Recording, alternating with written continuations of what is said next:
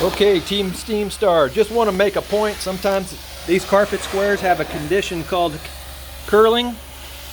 You can see it right here. That edge is starting to come up, and this already has some play in it before we even started cleaning.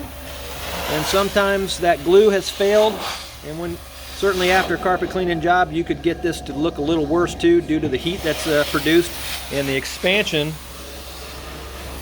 that happens. Sometimes this is called gapping or curling. It is a pre-existing condition, and it is not caused by carpet cleaning when it is done correctly.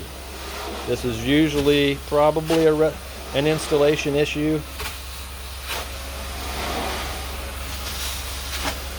but totally cleanable, and it can be fixed. Simply a carpet installer would pull up that tile and put some more glue back down there and put it back down and weight it down overnight and re-adhere that. Sometimes it can be a moisture in the slab issue from if the slab had too much moisture in it as well.